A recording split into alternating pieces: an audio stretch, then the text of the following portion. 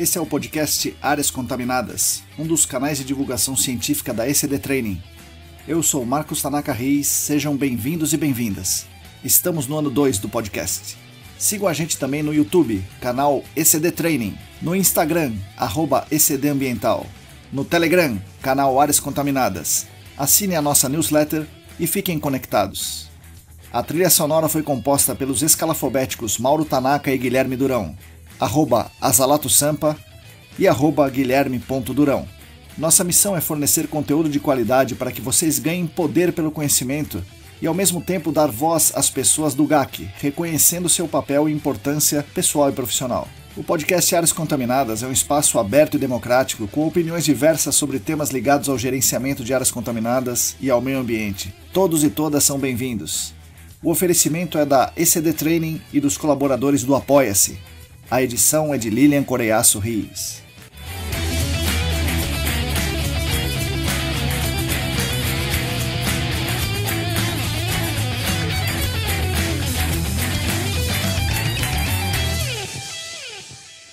Olá! Para todo mundo que está lavando a louça, tirando o pó dos livros, fazendo seu treino matinal, vendo se as frações do TPH estão adequadas, bom dia, boa tarde, boa noite. Eu sou Marcos Tanaka Reis e esse é o episódio número 107 do podcast Áreas Contaminadas, o 20º episódio do ano de 2022. O nosso podcast é editado por Lilian Coreiaço Rios e oferecido pelos nossos maravilhosos colaboradores do Apoia-se. O podcast Áreas Contaminadas conta com o patrocínio master da Clean Environment Brasil, que comercializa produtos e tecnologias para investigação e para remediação de áreas contaminadas. Acesse o site da Clean em www.clean.com.br. Contamos também com os patrocinadores Ouro, o laboratório E-Consulting e a Vapor Solutions, e também com o patrocinador Prata, a LabCris Análises Ambientais. Agradeço demais a companhia de todos e todas vocês, é uma grande honra para mim ter vocês aqui conosco, nos cedendo seu valioso tempo, sua valiosa atenção. Como vocês já sabem, os nossos canais são mantidos com a ajuda financeira dos colaboradores financeiros no Apoia-se.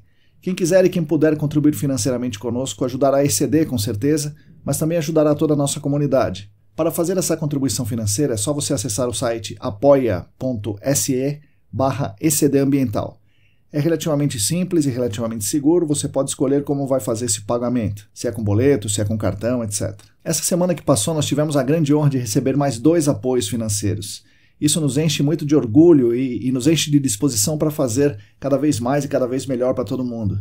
Eu já agradeci os 2 pessoalmente, mas eu agradeço aqui publicamente o André Souza e a Larissa dos Santos por esse apoio financeiro. Mais do que pelo apoio financeiro, pela consideração e pelo reconhecimento que o nosso trabalho faz uma diferença. E aproveitando, eu gostaria de deixar público aqui meus agradecimentos aos nossos colaboradores financeiros, que querem e que podem contribuir com a nossa ideia de compartilhar aí conhecimentos sobre o gerenciamento de áreas contaminadas como um todo, mas também sobre o meio ambiente, sobre ciência, e gostariam de construir conosco um mundo melhor e mais justo para todas e todos. Os nossos apoiadores financeiros atualmente são os seguintes: Ábila de Moraes, Alisson Dourado, Alain Humberto, André Souza, Átila Pessoa, Augusto Amável, Beatriz Lucassac, Bruna Fiscuc, Bruno Baltazar, Bruno Bezerra, Bruno Bonetti, Calvin Yost, Cristina Maluf, Daiane Teixeira, Diego Silva, Fabiano Rodrigues, Felipe Nareta, Felipe Ferreira, Heitor Gardenal, Heraldo Jaquete, Gilberto Vilas Boas, Guilherme Corino, Jane Flor, João Paulo Dantas, José Gustavo Macedo, Joyce Cruz, Juliana Mantovani, Larissa Macedo, Larissa dos Santos, Leandro Freitas, Leandro Oliveira, Lilian Puerta, Luana Fernandes, Luciana Vaz, Luiz Ferreira, Marina Melo, Mariluz Gomes, Paulo Negrão, Pedro Astolfi, Rafael Godoy, Renato Kumamoto, Roberto Costa, Rodrigo Alves, Sandra Pacheco, Sérgio Rocha, Tamara Dias, Tatiana Citolini, Tatiane Grilene, Thiago Soares, Wagner Rodrigo, William Taqui e mais 7 apoiadores anônimos. Muito obrigado a vocês que são os principais responsáveis pela manutenção dos nossos canais de divulgação.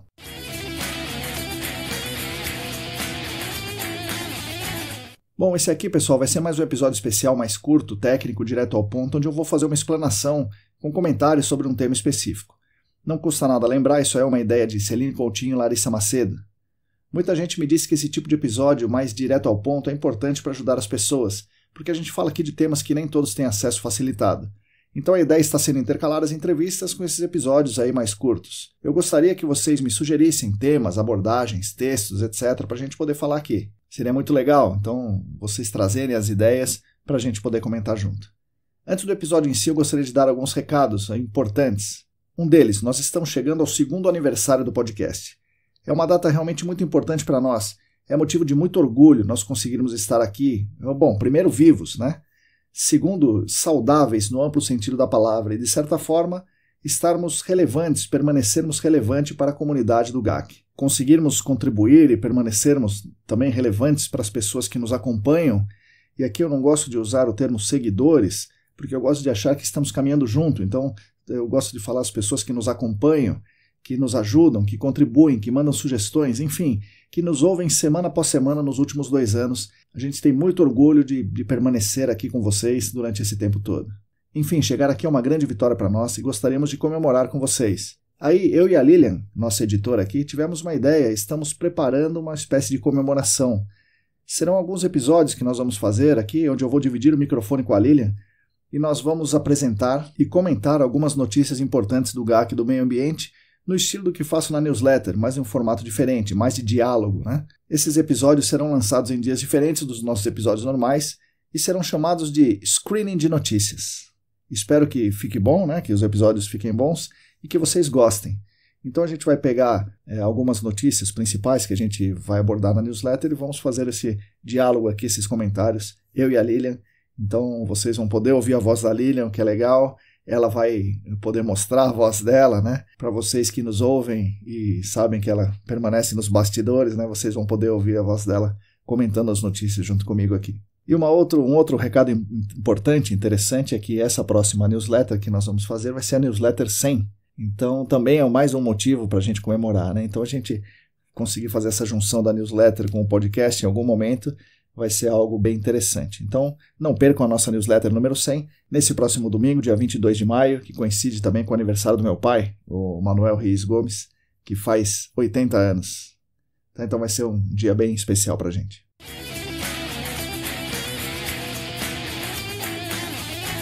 Bom, vamos agora ao tema central desse episódio, o mercado do GAC.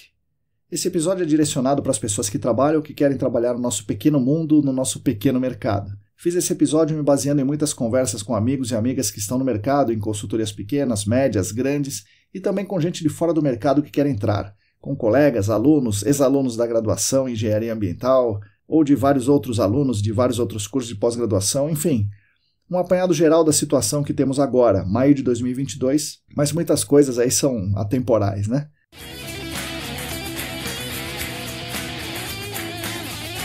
Bom, o primeiro ponto, como está o mercado atualmente? De modo geral, o mercado está aquecido e as empresas estão contratando.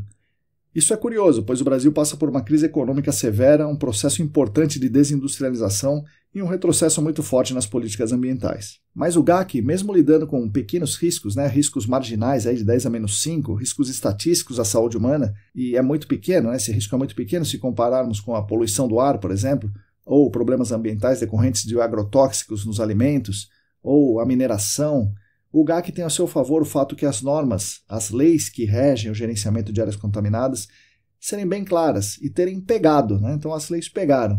Então os responsáveis legais se preocupam realmente com o GAC. Obviamente, não por serem bonzinhos ou por, de repente, terem criado uma consciência ambiental, mas porque o ordenamento jurídico causa vou chamar de medo, um medo no risco econômico para quem desrespeita o gerenciamento de áreas contaminadas. Então os responsáveis legais seguem as normas do gerenciamento de áreas contaminadas, o que é muito bom. E aí, meio que contrariando as expectativas dentro do cenário atual do país, podemos perceber que, aparentemente, o setor imobiliário está muito forte, com muitos projetos, muitos empreendimentos, muitos lançamentos, e pelo menos na Grande São Paulo, esse setor tem a consciência da obrigação legal deles fazerem os estudos relativos ao GAC. E isso puxa uma cadeia de serviços ambientais, e dentre esses serviços ambientais, o mais importante é o GAC, e que, segundo me dizem, dentro do setor imobiliário, o GAC é o que realmente trava o empreendimento. Assim, muitas consultorias, mais ou menos, migraram para esse segmento, para atender esse setor imobiliário, e se especializaram em atender esse setor imobiliário. E o setor imobiliário tem, como todo mundo sabe, demandas próprias, necessidades próprias, e, consequentemente, contrata empresas com condição e com vontade de atender essas necessidades deles. Para o que nos interessa diretamente nesse episódio aqui, muitas empresas atendem esse segmento, cada vez com mais demanda. Portanto, essas empresas estão contratando mais e mais profissionais. Mas, claro, tem alguns poréns nessas contratações, o que vamos falar um pouco mais à frente nesse episódio.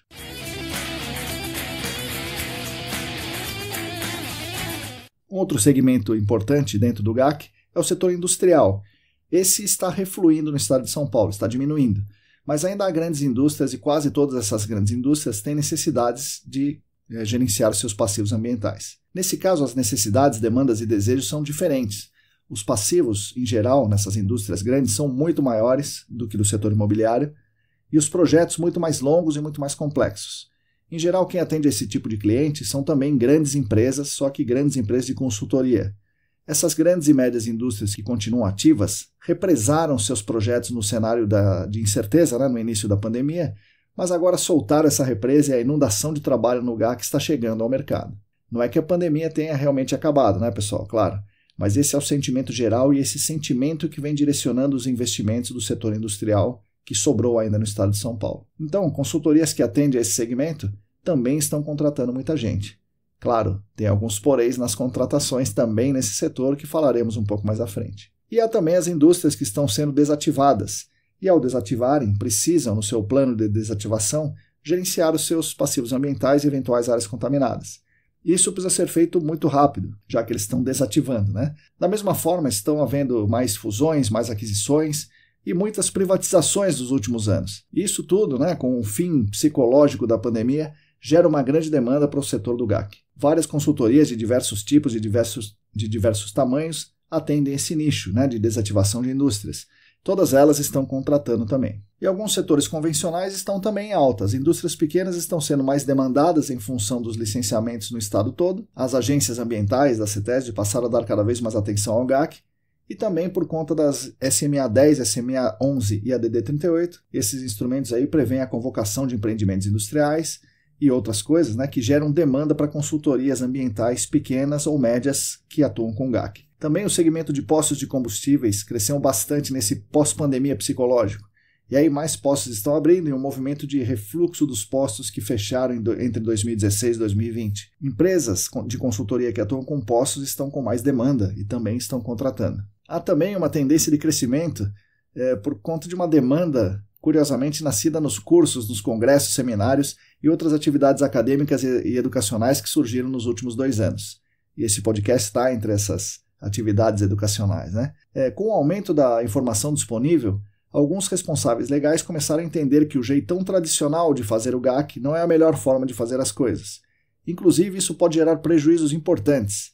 E por isso começaram a demandar mais e demandar melhor das suas consultorias, o que levou essas consultorias a capacitar mais seu quadro profissional e, consequentemente, valorizar mais o trabalho desses profissionais e contratar mais gente. Além disso, muitas pessoas de órgãos ambientais de fora de São Paulo estão fazendo cursos, eventos, seminários, etc., e a demanda nesses outros estados tem aumentado por causa do aumento das exigências dos órgãos ambientais. Com o aumento da demanda, as consultorias locais desses estados e também as que saem de São Paulo para os outros estados precisam de mais gente qualificada, mais gente capacitada e, enfim, de mais gente de modo geral. E, por fim, temos uma pressão grande contra a imagem de algumas empresas enormes, como a Vale e outras mineradoras.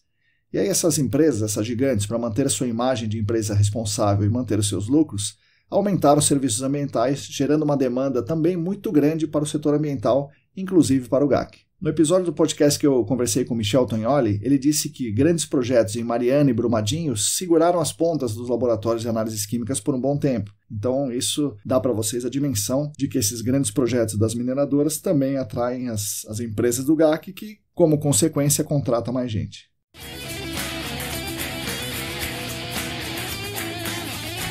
Com isso tudo, a despeito do setor ambiental mais raiz, que fala do ambientalismo mesmo, de atuação nas comunidades atingidas, de atuação na floresta, em projetos de educação ambiental, projetos agroflorestais, projetos de decrescimento, etc., esses projetos ambientalistas raiz têm recursos muito escassos, tem muito pouco recurso, trabalhar sempre no limite do prejuízo. O nosso mercado de GAC é o contrário. Ele está, como dizem os mais jovens, bombando. Então tem muito recurso no nosso mercado. Dá para a gente perceber, por exemplo, nos congressos, congressos e cursos. Congressos e cursos de outras áreas ambientais custam muito barato. Os nossos congressos e cursos no GAC custam bem caro, um valor realmente elevado para uma pessoa desempregada, por exemplo, fazer os cursos mais específicos do gerenciamento de áreas contaminadas. É um investimento elevado. E esses cursos, esse mercado de cursos, de congressos dentro do GAC existe porque isso compensa. Você ser contratado por uma empresa, você vai ter um salário maior do que em outras áreas ambientais, porque o nosso setor do GAC gira mais dinheiro do que outros setores ambientais. Aí, para os egressos das universidades e para as pessoas que estão atuando com consultoria ambiental em geral, essas pessoas consideram que o GAC é o filé mignon das consultorias ambientais, por 2 motivos. Um deles é o valor financeiro dos projetos, que é um valor muito maior que projeto de licenciamento, de outorga, de PGRS e outras coisas do gênero. O outro fator é a complexidade dos projetos no GAC, o que diminui um pouco a atuação de iniciantes como franco-atiradores. Muita gente sai da faculdade e vai fazer licenciamento ambiental, mas não é tão comum uma pessoa sair da faculdade batendo no peito e dizendo que faz gerenciamento de áreas contaminadas. A consultoria ambiental, que já está no mercado e decide migrar para o GAC, tem que se especializar muito. Isso gera muito investimento para essa consultoria. Investimento de tempo de estudo, de capacitação ou investimento financeiro na contratação de profissionais especializados e experientes. Tudo isso faz a roda girar com mais recurso financeiro.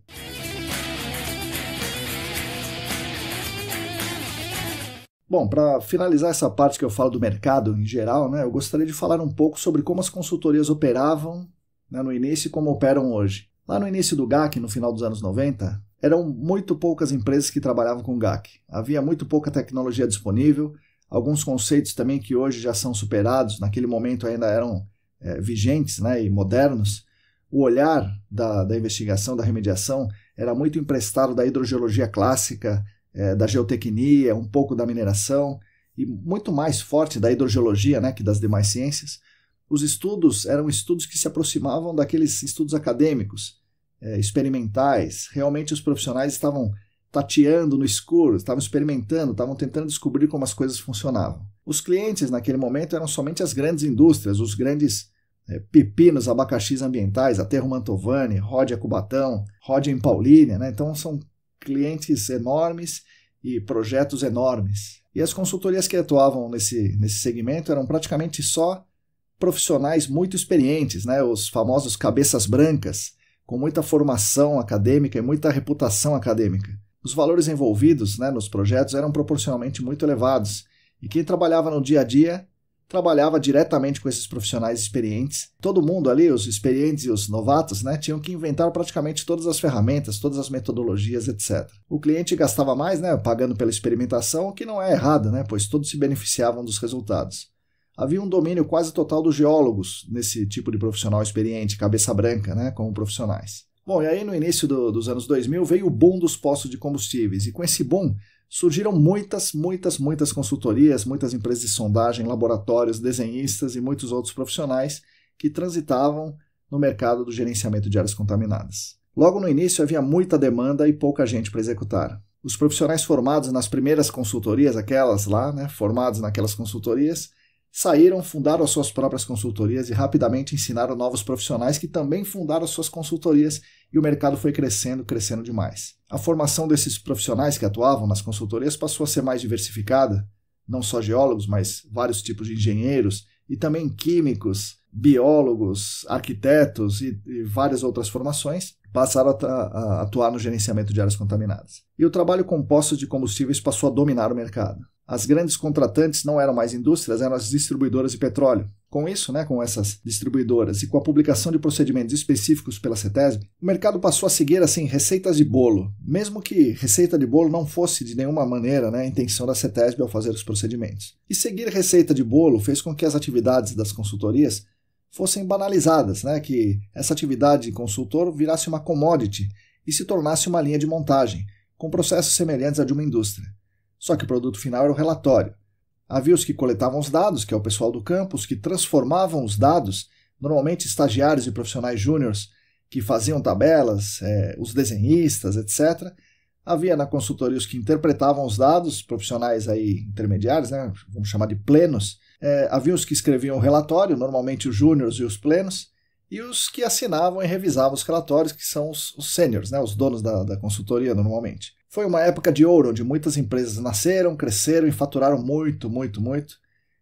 Transformaram a vida, eu diria que transformou a vida dos seus donos e dos profissionais de maior escalão dentro dessas consultorias. Quem viveu nesse momento, normalmente, fez um bom dinheiro coisa que não conseguiria fazer em outro segmento ambiental, né? Bom, de lá para cá o mercado foi se ajustando, é claro, né? Os responsáveis legais fizeram de tudo para reduzir os gastos com o GAC. Isso fez eles incentivarem a concorrência entre as consultorias, e essas consultorias, para sobreviver no mercado cada vez mais cheio de outras consultorias que não paravam de nascer, ao mesmo tempo que parava, né, o boom dos postos, o serviço do posto explodiu e depois ele deu uma estagnada.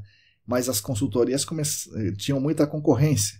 Quem ficou no mercado passou a elaborar formas de otimizar seus custos, de priorizar seus gastos, arranjando formas de fazer o menos possível que atendesse o órgão ambiental. E assim todo mundo ficava feliz. O órgão ambiental era atendido, o cliente gastava supostamente menos, e a consultoria ganhava o projeto e fazia o seu faturamento, ainda que o problema não fosse efetivamente resolvido. Mas essa linha de montagem foi sendo feita dessa forma. Um grande exemplo é instalar poções de 3 metros de seção filtrante não afogados para investigar fase livre, né, famosa fase livre, que nem sempre é livre, né, em postos de combustíveis, e ampliar esses poços aí de 3 metros de seção para tudo que é caso, enfim, aquela lambança que vocês conhecem. Bom, a crise econômica de 2008, 2009 reduziu os projetos, e aí as consultorias deram uma retraída. Mas teve um repique muito grande entre 2009 e 2013, especialmente com a entrada dos clientes do mercado imobiliário, né, motivados por regras específicas na cidade de São Paulo e pela aprovação da Lei Estadual de Áreas Contaminadas no estado de São Paulo em 2009. Teve a crise econômica, mas teve esse repique que melhorou para as consultorias um pouco, né, mas sempre com a concorrência apertando e sempre com a história da linha de montagem. A coisa economicamente ficou ruim entre 2015 e 2016, né, uma crise severa no mercado do GAC, decorrente da crise econômica que reduziu muito a demanda no mercado imobiliário e o sufocamento das indústrias, né? Tudo isso aliado a uma espécie de freio de arrumação na CETESB, e a CETESB que estava se preparando para mudar novamente o mercado, que ocorreu no início de 2017 com a publicação da DD 38. E aí a demanda voltou a crescer por conta das exigências mais fortes da CETESB. Agora, 5 anos depois da DD 38, as consultorias voltaram a fazer aí a sua linha de produção, já acertando boa parte dos seus processos e se ajustando às demandas. As demandas têm crescido ultimamente, mas as consultorias já têm os seus processos, sua linha de montagem já azeitada e ajeitada, então elas contratam profissionais que entrem nessa linha de produção aí mais específica.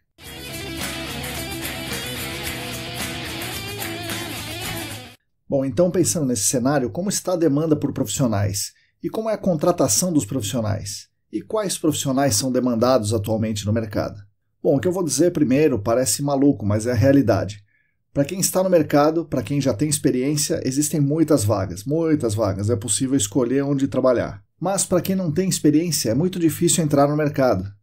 E aí você deve se perguntar, como alguém vai ter experiência se não tiver experiência, né? Pois é, mas essa é a realidade. Sendo assim, ter feito um estágio, ter feito algum trabalho freelancer, algum trabalho voluntário que seja, alguma coisa do tipo, vai te ajudar muito. A segunda coisa mais importante é ter uma boa rede de relações com quem está no mercado.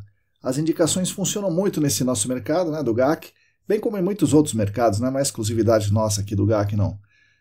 O outro lado da moeda é que se você tiver más relações no mercado, é algo que vai ficar marcado em você por muito tempo. Se tiver boas relações, você sempre vai ser chamado, mas se você tiver relações ruins, isso vai ficar marcado em você, né? Se você tem experiência e relações boas, você terá enormes chances de conseguir uma vaga. Muitas vezes, se você tiver um conhecimento muito específico, pode ser que você seja contratado para algum projeto em especial e isso acabe fazendo você entrar no mercado por uma via lateral, mas que acabe rendendo bons frutos para você. Esse conhecimento muito específico, como dados, por exemplo, né?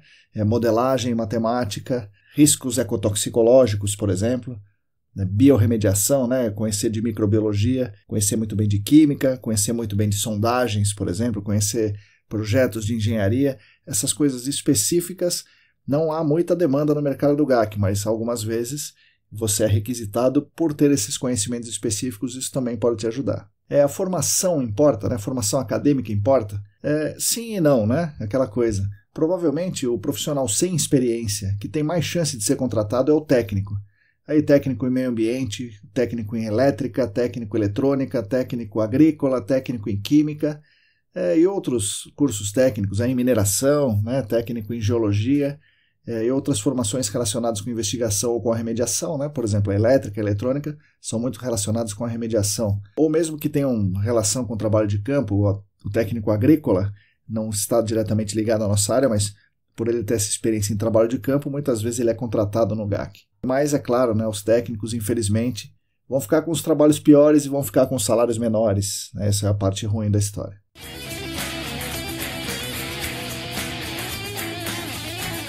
Quais são os perfis profissionais mais procurados? Em geral, os mesmos perfis de qualquer outra empresa, né?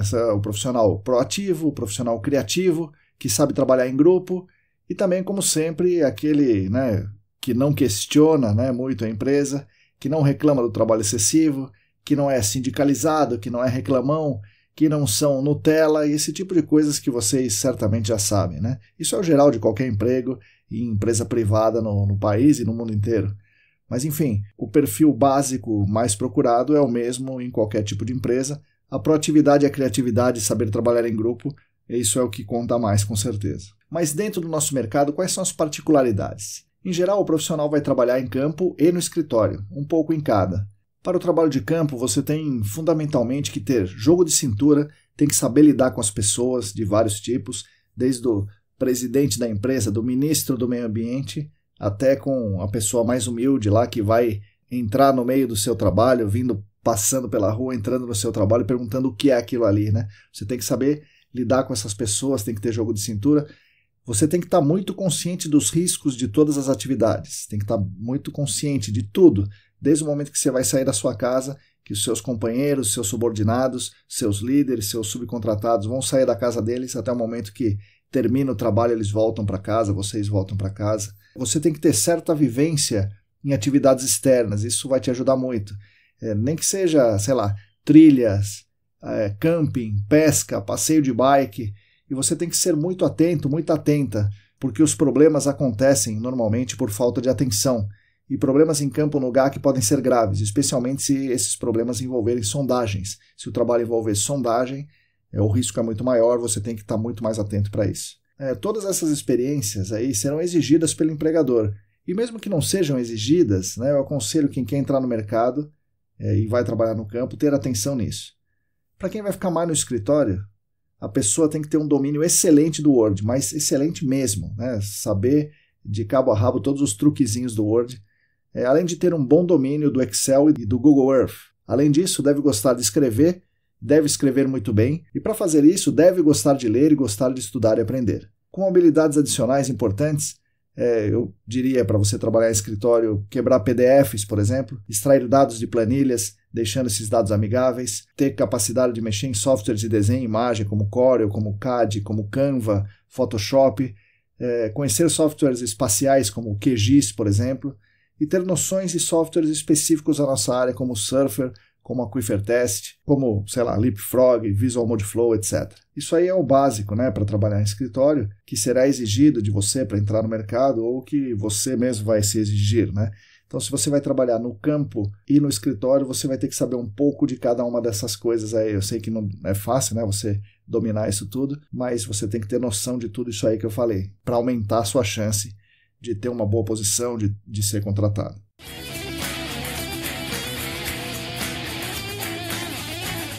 Conhecimentos acadêmicos. De modo geral, muito pouco do que a gente aprende na faculdade tem aplicação direta no GAC. Mesmo a geologia, para quem não fez disciplinas específicas de hidrogeologia, os geólogos não aplicam diretamente os conceitos que eles viram na faculdade no GAC. A geologia básica, né, a geologia geral, é claro, dá um entendimento global e uma importante visão de geólogo que o profissional tem que ter. Mas o conhecimento não vai ser direto, né? Você vai precisar estudar especificidades do GAC. Mesmo o geólogo vai precisar estudar bastante as especificidades do GAC. Da mesma forma, quem fez agronomia ou ciência do solo ou engenharia civil com ênfase em mecânica dos solos, o conhecimento adquirido aí na faculdade ajuda e corta caminhos, mas não garante um aprendizado, um sucesso imediato. Você vai ter também que batalhar com isso. É muito interessante que você tenha conhecimentos básicos em química, reações de oxirredução, por exemplo, química orgânica, ácidos e bases e tal. Mas os químicos, não é só por ele ser químico, que eles vão aplicar diretamente os conhecimentos que eles tiveram na faculdade no GAC. Será preciso também para eles entender o nosso trabalho. E aí o mesmo vale para biólogos, geógrafos, gestores, tecnólogos, etc.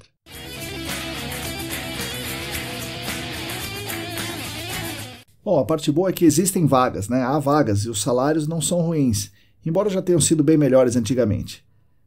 Olhando para os anos anteriores, lá no boom dos postos de combustíveis, os engenheiros e geólogos eram contratados já de inicial, né, assim, inicialmente, pelo piso do CREA, que, se não me engano, isso é 8 salários mínimos e meio. Se eles não foram contratados imediatamente, assim, né, como engenheiro, como geólogo, após um breve período de experiência, ele já era contratado realmente como engenheiro, como geólogo, ganhando piso.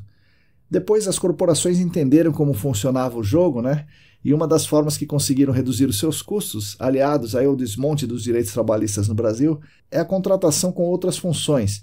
E aí surgiu o analista e o coordenador de projetos. Mais recentemente, até isso foi flexibilizado, tendo, além do analista, tendo o assistente, o auxiliar do assistente, o assistente analista, o analista assistente e tal, muitas vezes sem CLT, apenas como PJ.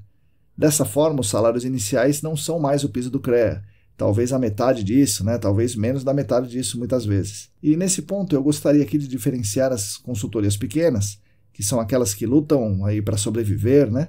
Diferenciar essas consultorias pequenas das corporações. As pequenas fazem realmente o que podem e são como um trabalho de uma pessoa só, e essa pessoa sozinha contrata outras para auxiliá-la. Então ela faz o que pode para contratar as pessoas. Muitas vezes quem é contratado nessa condição vai ganhar menos, né? Por outro lado, vai aprender muito, e uma parte triste dessas pequenas empresas é que elas acabam perdendo os seus funcionários para as empresas maiores. E é natural também que seja assim, porque as empresas maiores vão pagar salários maiores. Mas enfim, é importante diferenciar essa empresa pequena, né, de outras grandes empresas. Não deixa de existir, é claro, uma mais-valia aí na empresa pequena, mas é muito diferente dos grandes sistemas que existem nas corporações. Atualmente, a maioria das grandes corporações só contratam como CLT e fazem isso para reduzir muito o seu risco, né? Embora as leis, a reforma trabalhista esteja vigente e tal, mas eles querem reduzir os seus riscos e por isso trabalham só com profissionais CLT.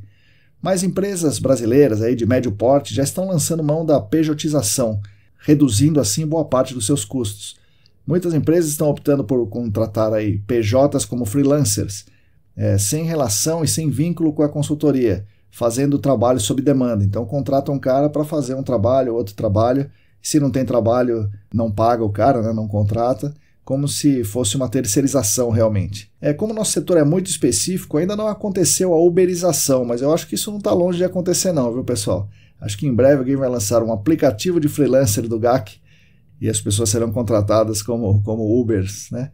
Bom, enfim, isso é péssimo para o trabalhador, é claro. Isso não é tão bom assim para o serviço a ser executado. Na verdade, isso é muito ruim para o serviço em si, né? Para o serviço a ser executado.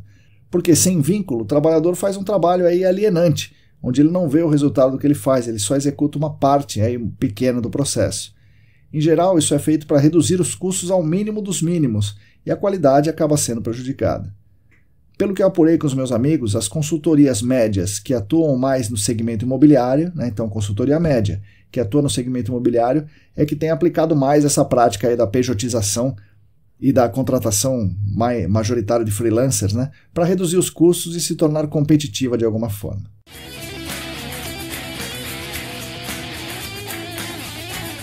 E aí nas grandes corporações tem havido nos últimos tempos, aí no último ano eu acho, uma dança das cadeiras aí muito forte, onde alguém da casa, por exemplo, né, alguém da casa ganha um salário baixo, vamos dizer X, ganha X. E a política dessa consultoria A não valoriza o suficiente esse profissional, e aí ele recebe uma proposta muito melhor de outra consultoria, digamos a consultoria B, que paga 2x para esse cara. E esse cara sai. E aí aquela primeira consultoria, para suprir a demanda, né, porque todo mundo trabalha no limite, perder uma pessoa é muito grave, né, para a consultoria. Então a consultoria A, para suprir a demanda, vai contratar alguém, daí vai na consultoria C e oferece um salário de 2x, talvez 2,1x, para o profissional daquela empresa vir para a consultoria A, né? Ou seja, seria muito melhor ter ficado com aquela pessoa original. Mas não é assim que acontece. Tem havido uma dança das cadeiras muito interessante, muito curiosa nesse último ano aqui no nosso mercado. Outra reclamação recorrente que eu recebo do pessoal que trabalha no dia a dia, né, é a sobrecarga de trabalho. Quem atua aí nesse dia a dia, no que a gente chama de chão de fábrica das consultorias, está realmente extenuado e muitos estão com problemas de saúde decorrente dessa sobrecarga, né? Então é preciso que as empresas contratem mais gente. Não há tempo, né? Dessa forma que está, não tem tempo para que os profissionais estudem, que se capacitem dentro das consultorias, o que é uma pena e é uma perda para todo o mercado, para o próprio trabalhador, para a consultoria e para o mercado como um todo.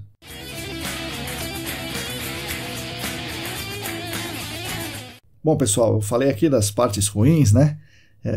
Mas realmente tem partes boas, partes muito boas de trabalhar no GAC. A parte boa é o do desafio, o ambiente de trabalho, né? O ambiente dos seus colegas. Normalmente o ambiente dos seus colegas é muito legal. As empresas são formadas em grande parte por pessoas que, como eu e como você que está me ouvindo, querem um mundo melhor, mas não tem muita certeza de como conseguir esse mundo melhor, né? Mas enfim, se importam com os outros, se importam com o ambiente, se importam com o planeta, gostam de ciências, gostam de ter explicações sobre as coisas e gostam de fazer parte de algo novo, né? Que é o GAC. É algo novo que está sendo construído tijolo a tijolo em prol de um mundo melhor. Então essa é uma parte muito boa aqui do nosso mercado. E você pode se perguntar, quanto é que eu vou ganhar, né? Qual vai ser o meu salário? Bom, pelo que eu também apurei aqui com os amigos aqui que trabalham em consultorias médias e consultorias grandes, as faixas são mais ou menos as seguintes que eu vou falar. Para quem é das grandes, essas faixas são contratados como CLT. Para quem é das médias, vai ser o salário parecido com esse, né? Só que como PJ. Então há uma perda para o trabalhador. Pelo que eu apurei é o seguinte, o salário inicial, aí, o cara que entra no mercado, vai ser contratado em torno de R$ 2.000, R$ 2.500. Com alguma experiência, o salário sobe para uma faixa de R$ 3.000 a R$ 4.000. Nada espetacular, nada extraordinário, mas é um salário aí, né, razoável para um trabalhador, né? E aí já com uma boa estrada, eu diria que mais ou menos uns 5 anos, aí o profissional vai para uma faixa de R$ 5.000 a R$ 8.000 nas consultorias, né, variando aí os benefícios conforme o tamanho da sua consultoria.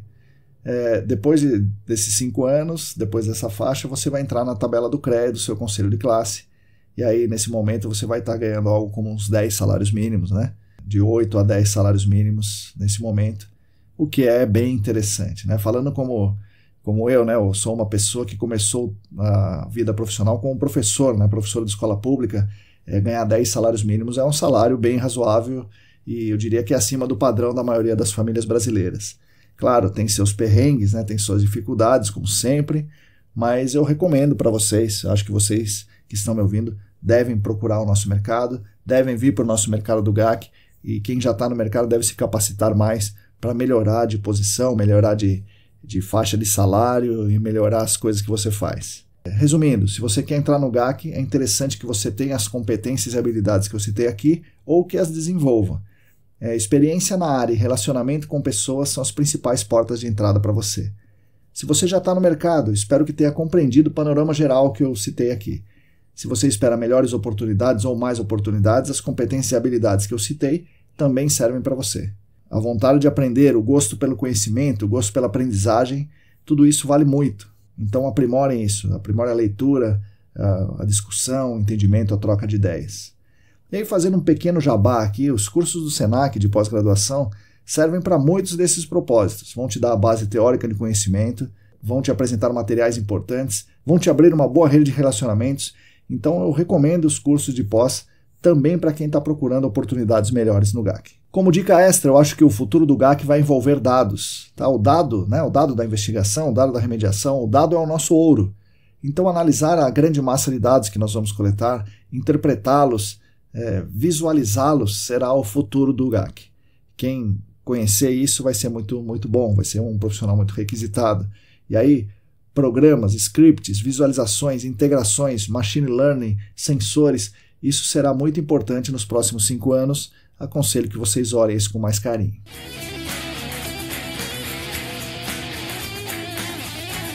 Bom, pessoal, espero que vocês tenham gostado do panorama do mercado que eu tracei aqui. Agradeço mais uma vez a atenção de todos e todas vocês. Aguardo suas críticas, sugestões, comentários, opiniões, etc. Gostaria de chamar a atenção, não percam o nosso episódio especial de 2 anos, que vai ser o nosso screening de notícias comigo e com a Lilian. Agradeço aqui novamente aos nossos patrocinadores, a Clean Environment Brasil como patrocinadora Master, Laboratório Consulting a Vapor Solutions como patrocinadores Ouro e a LabCris Análises Ambientais como patrocinador Prata. Nós da ECD Training, junto com vocês, continuaremos lutando por um mundo melhor e mais justo para todos e todas e também para as futuras gerações. Sigam a gente por aí no YouTube, Telegram, Facebook, Instagram, assinem a nossa newsletter e fiquem conectados. Esse próximo domingo, 22 de maio, teremos a newsletter 100. Repetindo, se você quiser e se você puder, Contribua financeiramente conosco no Apoia-se. O site é apoia.se/ecdambiental. A todas e todos vocês, muito obrigado e até a semana que vem.